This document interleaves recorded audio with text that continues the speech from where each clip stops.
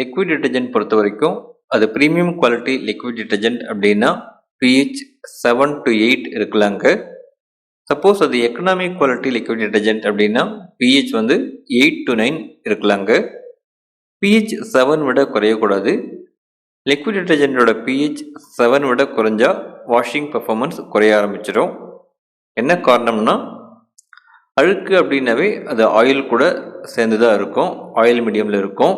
So அந்த ஆயிலை remove பண்ணுறதுக்கு டெஃபினட்டாக ஆல்கலைன் pH இருக்கணுங்க. 7க்கு மேலே pH இருக்கணும். சப்போஸ் pH 9 விட அதிகமாக போனால் என்ன ஆகும் அப்படின்னா நம்ம லிக்விட் டிட்டர்ஜென்ட்டில் போட்டிருக்கிற ப்ரிசர்வேட்டிவ்ஸ், பர்ஃப்யூம்ஸ், என்சைம்ஸ் இதெல்லாம் வந்து டிகிரேட் ஆகும். இல்லைன்னா அட்லீஸ்ட் அதனோட எஃபிஷியன்சியாவது குறையும்.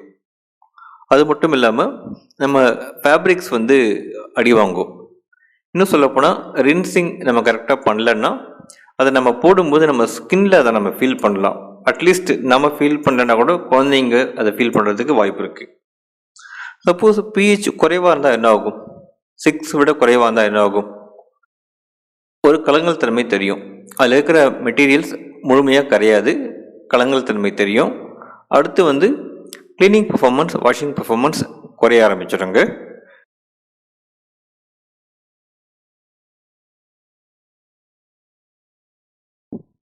டிட்டர்ஜென்ட் பவுடரோட pH 9லேருந்து 11க்குள்ளே இருக்கலாங்க.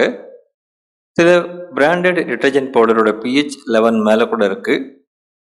pH ரொம்ப அதிகமாக இருந்தால் என்ன ஆகும்னா ஃபேப்ரிக்ஸ் வந்து டேமேஜ் ஆகிறதுக்கு வாய்ப்பு இருக்குது, அதனோட கலர் ஃபேட் ஆகிறதுக்கு வாய்ப்பு இருக்குது, வாஷ் பண்ணும்போது நம்மளுக்கு ஸ்கின் அஃபெக்ட் ஆகிறதுக்கு வாய்ப்பு இருக்குது. மேனுவலாக வாஷ் பண்ணும்பொழுது வாஷ் பண்ணி முடித்த பிறகு ரின்சிங் ப்ராப்பராக இல்லைன்னா நம்ம ஸ்கின் அதை ஃபீல் பண்ணுறதுக்கு வாய்ப்பு இருக்குது.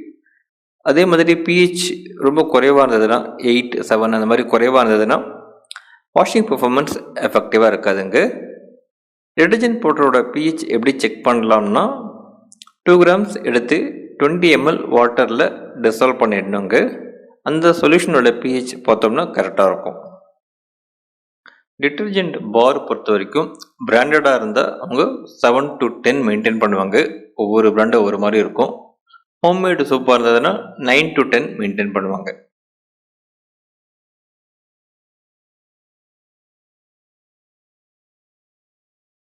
டிஷ்வாஷிங் லிக்விடை பொறுத்த வரைக்கும் pH வந்து 5.5லேருந்து 8க்குள்ளே இருக்கலாங்க.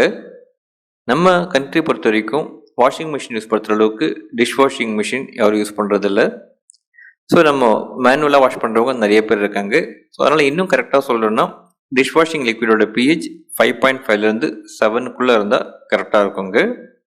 pH அதிகமாக போச்சுன்னா அந்த வெசல்ஸ், சில குறிப்பிட்ட வெசல்ஸ் வந்து டேமேஜ் ஆகிறதுக்கு வாய்ப்பு இருக்குது.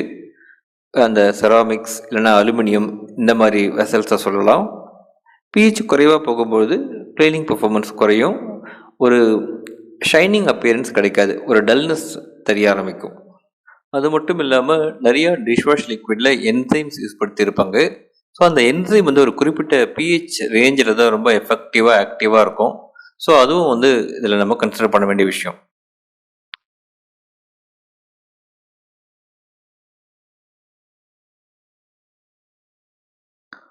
ஃப்ளோர் கிளீனர் பொறுத்த வரைக்கும் நிறைய வெரைட்டிஸ் இருக்குங்க. அதனோட pH சொல்லணும்னா குறிப்பாக அந்த ஃப்ளோர் கிளீனரை எங்கே பயன்படுத்த போகிறாங்க, எந்த பர்பஸ்க்காக பயன்படுத்த போகிறாங்க, அதை பேஸ் பண்ணி தான் அந்த pH நம்ம சொல்ல முடியும்.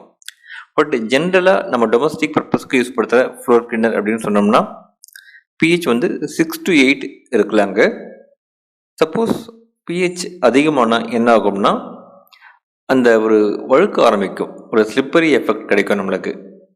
அதே மாதிரி pH அதிகமாக போனால் சில ஃப்ளோர்ஸ் பாதிக்கிறதுக்கும் வாய்ப்பு இருக்குது. இந்த மார்பிள்ஸ் எல்லாம் பார்த்திங்கன்னா கலர் ஃபேட் ஆகும், இல்லைன்னா டேமேஜ் ஆகிறதுக்கும் சான்ஸ் இருக்குது pH அதிகமாக போனால். pH குறைவாக போனால் என்ன ஆகும்னா அதனோட க்ளீனிங் பர்ஃபார்மன்ஸ் குறையும்.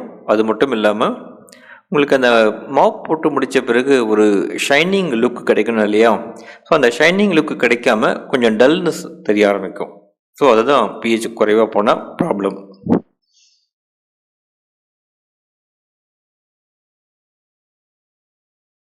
கிளாஸ் கிளீனர் பொறுத்த வரைக்கும் கரெக்டான pH அப்படின்னு சொல்லணும்னா 6 to 8.5 சொல்லலாங்க. சில பிராண்டட் கிளாஸ் கிளீனர்ஸ் 9-10 கூட மெயின்டைன் பண்ணுறாங்க. pH அதிகமாக போனால் என்ன ஆகும்னா, pH அதிகமாக போனாலும் சரி குறைவாக போனாலும் சரி ஒரு ஸ்ட்ரீக்கி லேயர் ஃபார்ம் ஆகும். நம்ம க்ளீன் பண்ணி முடித்த பிறகு அந்த கிளாரிட்டி மிஸ் ஆகும், ஒரு லேயர் தெரியும். அதே மாதிரி pH ரொம்ப குறைஞ்சிடுச்சுன்னா 7-6 அந்த மாதிரி போயிடுச்சுன்னா க்ளீனிங் பெர்ஃபார்மன்ஸும் குறைய ஆரம்பிச்சிடும். ஸோ இதுதான் ப்ரொஃபஷ்னலான ஒரு formulation. Suppose do it your self வீட்டில் பண்ணுறவங்க ஐசோப்ரோபைல் ஆல்கஹால் யூஸ் படுத்துவாங்க, இல்லைன்னா சில பேர் வினிகர் யூஸ் படுத்துவாங்க. ஸோ அதனோட pHலாம் பார்த்தீங்கன்னா 3 அந்த ரேஞ்சில் தான் இருக்கும். பட் அது ஒரு ப்ரொஃபஷ்னல் மெத்தட்னு சொல்ல முடியாது.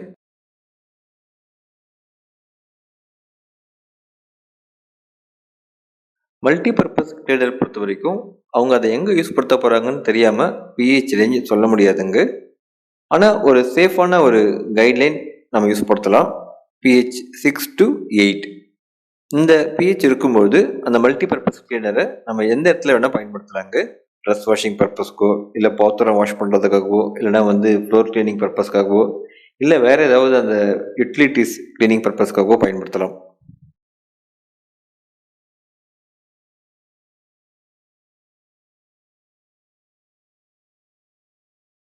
டாய்லெட் கிளீனர் பொறுத்த வரைக்கும் ஆசிட் பேஸ்டு டாய்லெட் கிளீனராக இருந்ததுன்னா அதனோட pH 1 to 3 இதுதாங்க ரேஞ்ச். 1 to 3க்குள்ளே இருக்கணும்.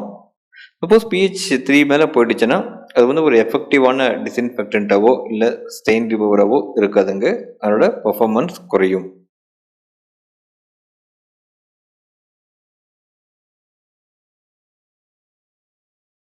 குளிக்கிற சோப்போட pH 5.5லேருந்து 8க்குள்ளே இருக்கலாங்க. pH பேலன்ஸ்டு சோப் அப்படின்னா pH 5.5லேருந்து 7க்குள்ளே இருக்கணுங்க. அதை நம்ம எப்படி புரிஞ்சுக்கலாம்னா, நம்ம ஸ்கின்னோட pHம் இந்த சோப்போட pHம் டிஃப்ரென்ஸ் எதுவுமே இல்லாமல் ஒரே மாதிரி இருக்குன்னு அர்த்தம். அதான் pH பேலன்ஸ்டு. சோப்போட pH குறைவாக இருந்ததுன்னா நம்ம குளித்து முடித்த பிறகும் நம்ம ஸ்கின்ல ஒரு ஆயில் லேயர் நம்ம ஃபீல் பண்ண முடியும். ஸோ அது நல்ல விஷயம் கிடையாது. சோப்போட pH அதிகமாக இருந்தாலும் ஸ்கின் ட்ரை ஆன மாதிரி நம்மளுக்கு தோணும்.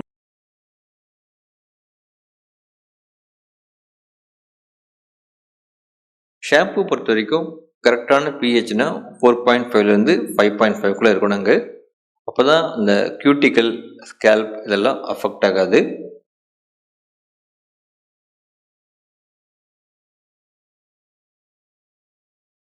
கார் ஷாம்பு பொறுத்த வரைக்கும் கரெக்டான pHனா 7 to 8 சொல்லலாங்க.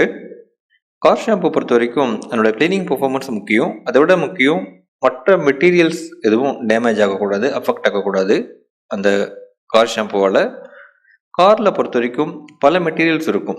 Class, rubber, leather, foam, paint coating, plastics, polymers எல்லாமே இருக்கும். ஸோ அதனால் இந்த pH ஒரு சேஃபான pH 7 to 8.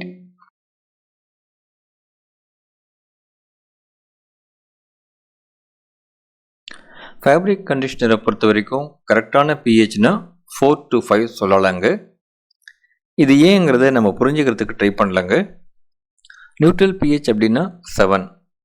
நம்ம பாடி, நம்ம ஸ்கின்னோட pH 5 to 6 இருக்கும். கொஞ்சம் நியூட்ரலோட குறைவாக இருக்கும். லிக்விட் டிட்டர்ஜென்ட் இல்லை டிட்டர்ஜென்ட் பவுடரோட pHலாம் 7 விட அதிகமாக தான் இருக்கும். 8, 9, 10 கூட இருக்கும். ஸோ வாஷ் பண்ணி முடித்த பிறகு அந்த ட்ரெஸ்ஸை pH 4 to 5 இருக்கிற கண்டிஷ்னர், அதாவது ஃபேப்ரிக் கண்டிஷ்னரில் டிப் பண்ணி எடுத்தோம்னா அந்த ஃபேப்ரிக்கோட pH 5 to 6 வருங்க. ஸோ அப்போ அது நம்ம ஸ்கின் கூட மேட்ச் ஆகிடும். இது ஒரு காரணங்க. இன்னொரு காரணம் அந்த வாஷ் பண்ணி முடித்த பிறகு pH 8, 9 அந்த ரேஞ்சில் நம்ம வாஷ் பண்ணுறோம் இல்லையா, அதனால் ட்ரெஸ்ஸோட கலர் கொஞ்சமாக ஃபேடாகி இருக்கும். டெக்ஸ்சரும் கொஞ்சமாக அடி வாங்குற மாதிரி ஒரு சான்ஸ் இருக்கும். அதை நம்ம நியூட்ரலைஸ் பண்ணிவிடுவோம். அந்த எஃபெக்ட் நியூட்ரலைஸ் ஆகிடும். இன்னொரு காரணம் சொல்லணும்னா pH 4 to 5ல் அந்த சாஃப்டனிங் எஃபெக்ட் அதிகமாக இருக்கும், இம்ப்ரூவ் ஆகும்.